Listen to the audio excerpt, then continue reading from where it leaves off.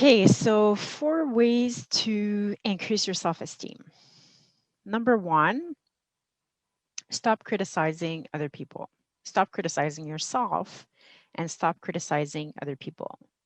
So criticism stems from having beliefs and high standards and believing that things should be done a certain way.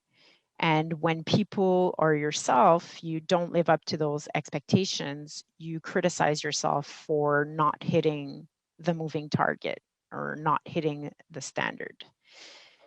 But what happens is that criticism erodes your self esteem because it creates lose lose situations and it creates the damned if you do, damned if you don't situations.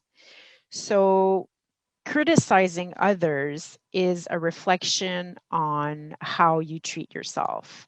You probably have standards that you're not even aware of, and you're trying to hit those standards. And you have standards also for other people and the way they should be doing things. And so you criticize them when they're not up to par with your way of seeing and doing things. But that erodes the esteem that you have for other people and is a reflection of how it's eroding your self esteem because you are never satisfied. A good way to stop criticizing other people and yourself is to be kind and to write down 3 things, 3 kind things to say about, let's say you're criticizing your colleague, or you're criticizing a family member, or you're criticizing your partner or your kids. Write down 3 kind things about them and write down 3 kind things about yourself and do that daily. And that will help you increase the esteem that you have for others. And at the same time, it'll be reflected back to you and it'll increase your own self esteem. Number two, focus on what's good and what you like. So we've been so programmed, especially in school and even at work, to focus on the things that we don't do well and focus on the things that are wrong to try to fix them. And what that does is obviously it erodes your self esteem because you'll always find something wrong. That's the second law of the universe, the law of attraction. That which is like to onto itself is drawn, or you get back what you put out. So if you're programmed to continually look for what's wrong to try to fix it, that's what the universe will bring you more of. And that decreases your self esteem. Instead, focus on what's right and what you do well, and what you don't do well, you can find someone else that does it well and that will complement you, at work or in school or, with your partner. Um, Focus on the things that are going well to help you increase your self esteem, which obviously, when you focus on what's good rather than what's wrong, when you focus on what's wrong, you tend to criticize, right? Because you're trying to fill the gap between the what things are and your standards of what you want things to be.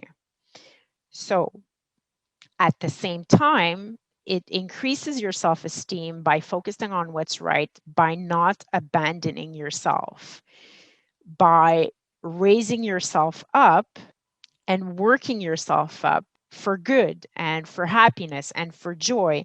So you're not betraying yourself by criticizing and focusing on what's wrong and what you need to do to get up to par, and all the sacrificing, the self-sacrificing you have to make in order to make something better that most of the time you don't even like. So a good example is at my ex job. um, I was really good at writing in English, but I wasn't that good at writing in French. But we were forcing me and we were criticizing me for not writing French well enough. And so what that did was is that it decreased my self-esteem because I wasn't good at that, but I don't like writing in French either. So it kept continually feeding this negative loop where I had to get better at something I didn't really enjoy. And what does that do? It lowers your self esteem. It makes you cranky. It makes you annoyed. It makes you frustrated. And it decreases your joy. Number three, find your own solutions to your problems. So when you find your own solutions to your problems, number one, you'll be proud of yourself, and so that'll increase your self-esteem. Two, you won't have given your power away to somebody else, so that you'll have self-empowerment, self-esteem, that'll increase your self-esteem. And then you're less likely also to compare yourself to others. So the way you find a solution to your problems is by journaling them or mind mapping them, but or channeling them. So first and foremost, you sit down, you get quiet, you take a piece of paper or you just do it in your head and you write down what your problem is and to try to find solutions. So it's been said before, this is a vibrational universe. Your problems don't vibrate at the same frequency as a solution does. So you have a problem in 3D and you have a problem in your life. Sit, get quiet, close your eyes, and try to raise your awareness to the frequency of the solution of your problem. Um, when you journal and you write down the question, you'll get nudges and inspirations of things that you could do.